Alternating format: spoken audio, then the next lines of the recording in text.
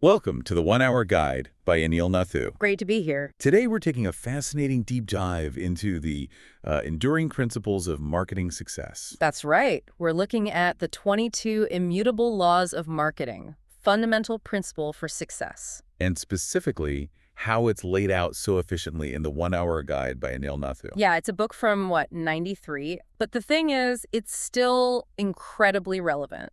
Why is that, do you think? Well, because it taps into fundamental human psychology, market dynamics, stuff that doesn't really change, Right. It's not about the latest, TikTok trend. No, exactly. It's about the bedrock, how people perceive brands, how they make choices. It gives you a solid foundation. So this deep dive is really for, well, anyone listening, leaders, entrepreneurs. Maybe you're just curious about how markets work. It's about getting that strategic lens, seeing through the noise. Making better decisions, avoiding those common mistakes that, frankly, can sink a good idea. We're pulling out the core lessons, the actionable stuff, much like the 1 Hour Guide by Anil Nathu simplifies the full text. Okay, let's dive in.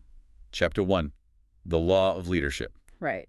The big idea here, it's better to be first in the mind than just, better. But first in the, so like Hertz for rental cars? Yeah. Or IBM back in the day? Exactly. Coca-Cola for cola. Were they always the absolute best product technically?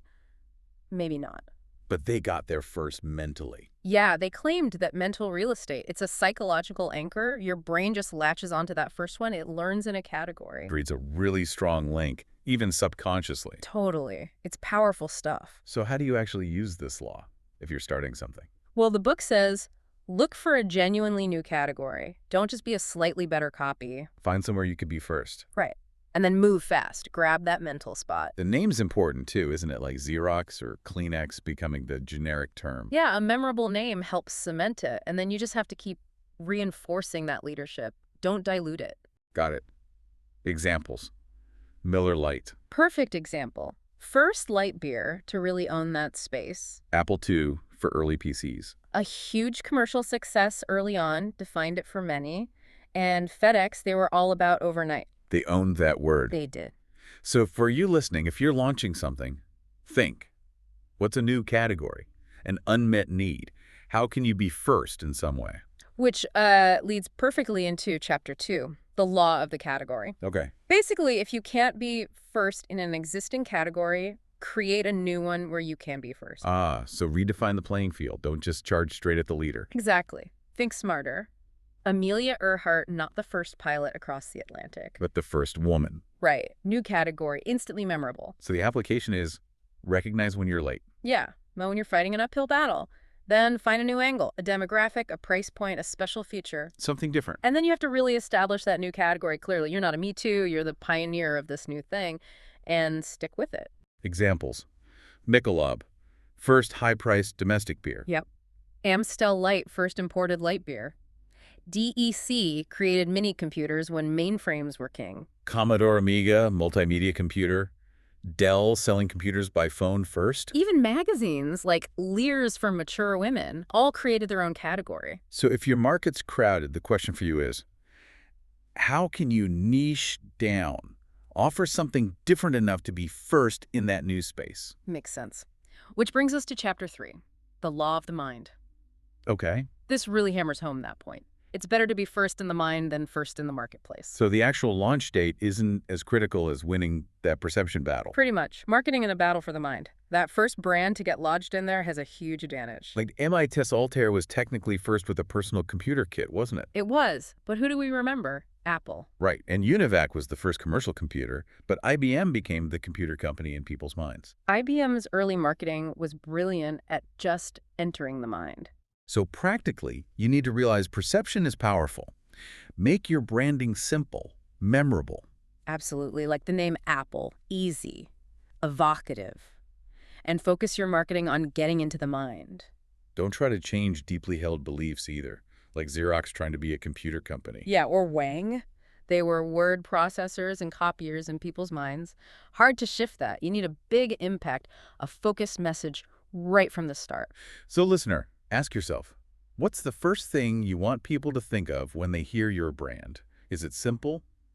Memorable? And are you actively building that perception? Leads right into Chapter 4, The law of perception. Yes. This is a big one. Marketing is not a battle of It's products. a battle of perception. Exactly. People make decisions based on what they believe, not necessarily objective reality. Truth is relative in the market. That's a tough pill to swallow sometimes, thinking your superior product should just win on its own. It is. But look at Honda. Great cars in the US, right? Top tier perception. In Japan, historically, they were seen mainly as a motorcycle company. That perception affected their car sales there, even though the cars were the same. Wow, same product, different perception, different results. Totally. So you have to accept marketing is mental, perception is reality for the customer. Don't just list features. Think about the new Coke disaster. Right. Tasted better in tests, apparently. But people's perception and emotional tie to Coke Classic doomed it.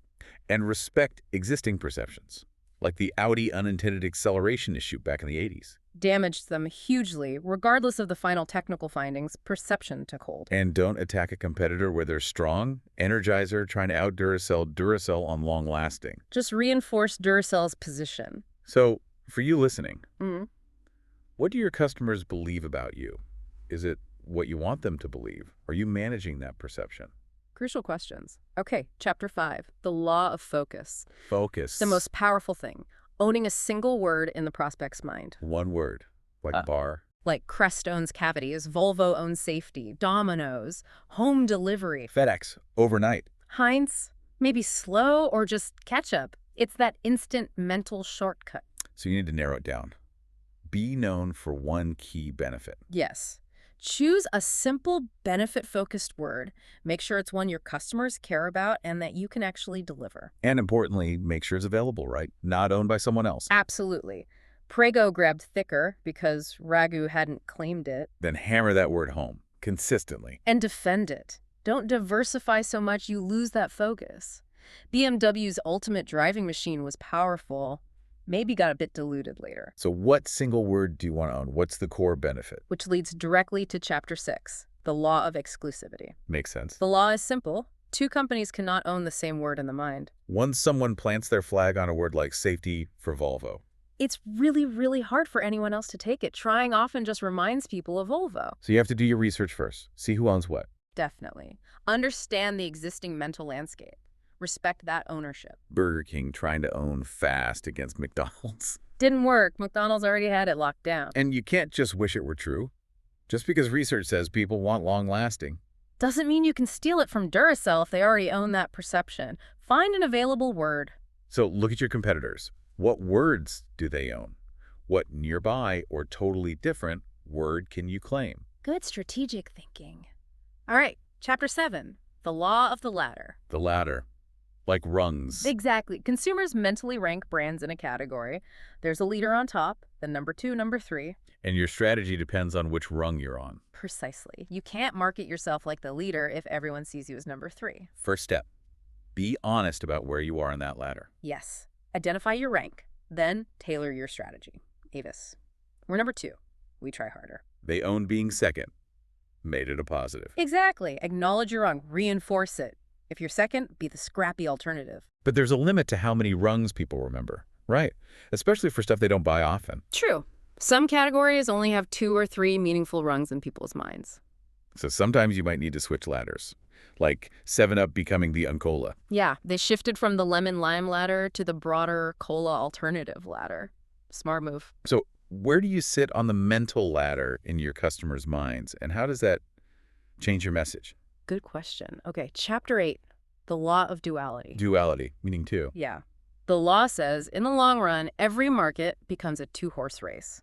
Coke versus Pepsi, McDonald's versus Burger King, Duracell versus Everty, or Energizer now, I guess. AT&T versus MCI back in the day, Kodak versus Fuji, Nintendo versus Sega. It happens over and over. The market consolidates around a leader and a strong challenger. Right. So if you want long-term success, you need to aim to be one of those top 2, preferably early on.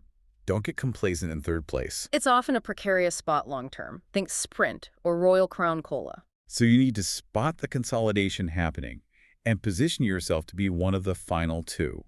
Focus on differentiation against the other main player. That's the long game. So who are the clear top 2 in your market? Are you aiming to be one? Or are you content maybe being a strong niche player, which is different? Important distinction. Hmm. Now, Chapter 9, the law of the opposite. Okay. This follows from duality. If you're aiming for second place, your strategy is dictated by the leader. Meaning? Meaning you don't try to be a better version of the leader, you position yourself as the opposite, the clear alternative. Find their strengths and make it seem like a weakness for some people. Exactly. Analyze the leader. What's their core identity? Pepsi went after Coke's tradition by positioning themselves as the choice of the young Pepsi generation. They offered the opposite of Coke's heritage. Right. You have to be the alternative, not just another choice. Don't just imitate the leader. Like Newsweek setting itself apart from Time by focusing on separating fact and opinion. Good example. You have to commit to being the opposite. So what's the leader's main characteristic in your market? How can you be the clear alternative for people who don't want that? Strategic positioning. Okay, Chapter 10, the law of division. Division. Things splitting apart. Yes. Over time, categories divide into 2 or more categories.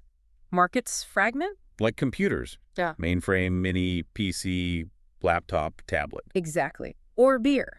Domestic, imported, light, craft, non-alcoholic. Yeah. It keeps splitting. So you need to watch for this happening. Yes. Recognize it's inevitable. Monitor how your category is evolving. And when a split happens, maybe launch a new brand for that new subcategory. Often the best move. Heineken was the imported beer leader, then Amstel Light became the imported light leader, a new category. Don't just stretch your main brand across the divisions, like GM using different brands for different segments. Historically, yes. Use naming and positioning to really define that new divided category. FedEx starting with just overnight. So how is your market segmenting? Are there new niches emerging where you could lead? Always be looking for those splits. Chapter 11, the law of perspective. Perspective, like looking long-term. Precisely. Marketing effects happen over an extended period. Short-term gains can mask long-term damage. Like constant sales and discounts. Classic example. Boosts sales now, but erodes brand value and trains customers to wait for deals. So you need to evaluate strategies based on the long haul, the impact on brand perception. Yes. Focus on building that mental position. Coca-Cola didn't become a cultural icon overnight. Takes time and consistency. Don't just react to every competitor's price cut. Right. Commit to strategies with lasting value. Avoid those short-term fixes that hurt you later, like airline fare wars. So are you playing the short game or the long game? How will today's tactics affect your brand image next year or 5 years from now? Food for thought. Okay, Chapter 12, the law of line extension. The big temptation. Huge temptation. There's massive pressure to slap your successful brand name on new stuff. But it often backfires. Dilutes the original brand. Exactly. Ries and Trout are really strong on this. Every product needs its own position. Stretching a brand thin confuses people. Lifesavers gum. Heinz baby food. Didn't work well. Didn't fit the core brand perception. Coca-Cola trying to sell wine. Levi's trying to sell fancy suits. Xerox trying computers again. All examples of stretching too far. The equity didn't transfer. Better to launch a new brand for a new category. Like GM used to do. Right. Resist just cashing in on a name if the product doesn't fit. So, listener, are you tempted to use your current brand for something totally new? What's the potential downside to your core brand's meaning? Worth careful consideration. Chapter 13, the law of sacrifice. Sacrifice. Giving something up. Yes, you have to give up something to get something. Narrowing your focus actually increases your power. So instead of trying to be everything to everyone, You choose what not to do, sacrifice a product line maybe. Like FedEx initially only doing overnight. or sacrifice a market segment, people express initially focusing only on budget travelers. Or sacrifice distribution channels, luxury brands selling only through select stores. Southwest Airlines sticking to their model, not adding fancy meals or assigned seats for a long time. Great example of strategic sacrifice. Avoid expanding too soon or too broadly if it weakens your core focus. So what could you strategically give up? A product, a customer type, a channel to strengthen your core focus and positioning. Tough choices, but powerful. Chapter 14, the law of attributes. Attributes, like features or characteristics. Yes. And the law says, for every attribute a leader owns, there's an opposing, effective attribute you can own. So don't fight them on their turf. Find a different angle. Exactly. If Volvo owns safety. BMW owns performance or driving. Right. If Crest owns cavities. Close-Up could own fresh breath, or Aquafresh could own multiple benefits. You identify the leader's dominant attribute, then develop a contrasting one that people also value. Don't just try to be safe, too. Be different. Communicate your unique attribute clearly and consistently. Build your strategy around it, like aspirin versus Tylenol being gentle on the stomach. So what attribute does your main competitor own? What's the opposite or a totally different angle you could credibly claim? Find your unique space. Okay, chapter 15, the law of candor. Candor. Being honest. Even about negatives. Yeah, it's a bit counterintuitive, but when you admit a negative, people often give you credit for being honest. And then they're more likely to believe your positive claims. Exactly, it builds credibility, but Yeah. the negative has to be something people already kind of perceive and not too damaging. Like Avis. We're number 2. Everyone knew it. Then the positive, so we try harder, perfect setup. Those green, the taste you hate. Twice a day, acknowledged the bad taste, implied it worked because it tasted bad. Buckley's cough syrup in Canada, it tastes awful, and it works. Straightforward candor. Volkswagen's think small, acknowledged the Beatles' looks, but highlighted the benefits. Use it genuinely, not as a gimmick, and follow with a strong positive. Right. So is there a perceived weakness about your brand that you could address honestly to build trust and make your strengths more believable? Interesting angle. Yeah. Chapter 16, the law of singularity. Singularity, meaning one. One move. Yeah, the idea is, in any situation, there's usually only one bold move that will produce substantial results. So don't spread yourself thin with lots of little tactics. Find the one big thing. Analyze your competitors. Find a key weakness. And focus all your energy on exploiting that with one major move. Exactly. Be bold. Avoid just tinkering around the edges. Pepsi Generation was a singular focus on youth. Federal Express focusing only on overnight, while Emery tried to do everything. FedEx's singular focus won. The right move might not be obvious, takes deep analysis. So what's your main competitor's biggest vulnerability? What single-focused action could you take to make a real dent?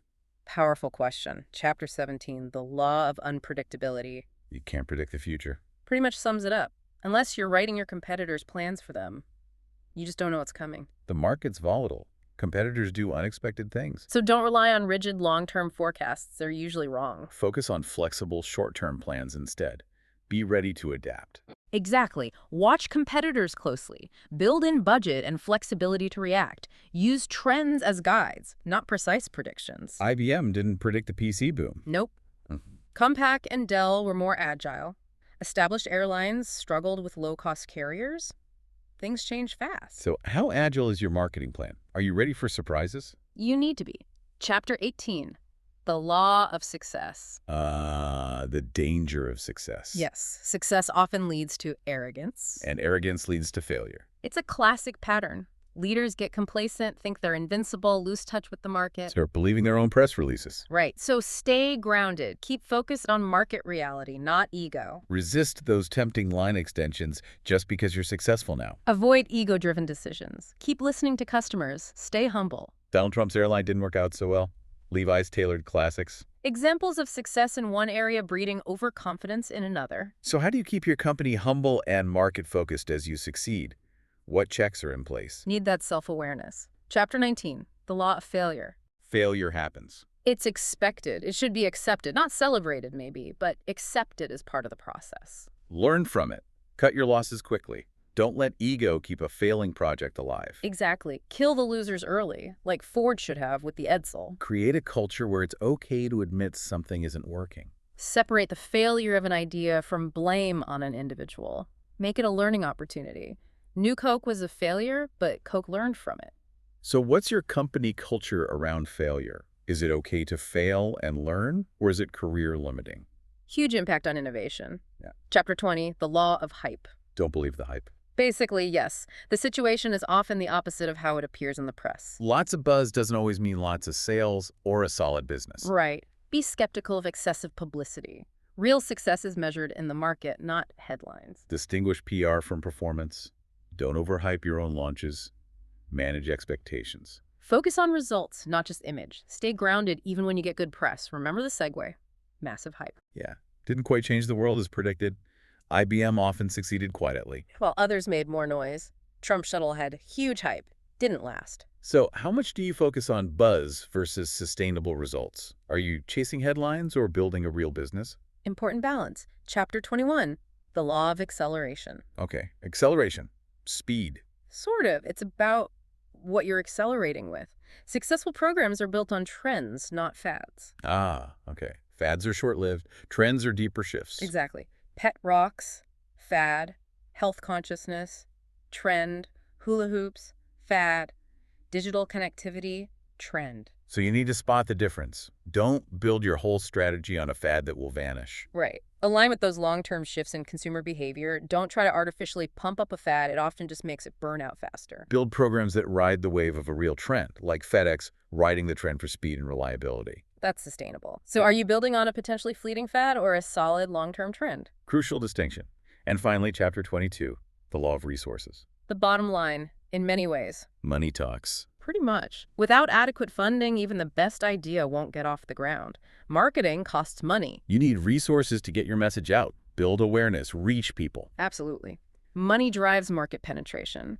You need to secure funding before you launch big. Prioritize spending on that single, focused message. Be prepared to invest significantly, especially early on, to make an impact.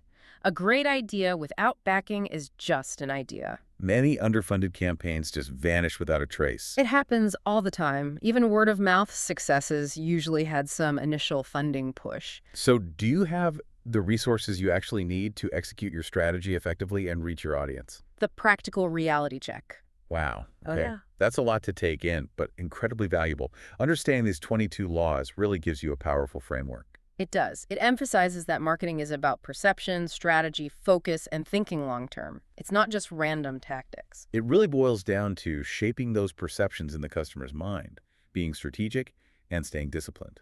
And this deep dive, much like the 1-Hour Guide by Anil Nathu aims to do, is about extracting those core actionable insights. It's a constant reminder. It's not always about having the objectively best product. It's about positioning it effectively in the mind, understanding these fundamental market dynamics. Well, thank you for joining us today. Buy the book at the 1-Hour Guide website for more business insights. Definitely check out the 22 Immutable Laws of Marketing in the efficient 1-Hour Guide by Anil Nathu format. Thanks for listening.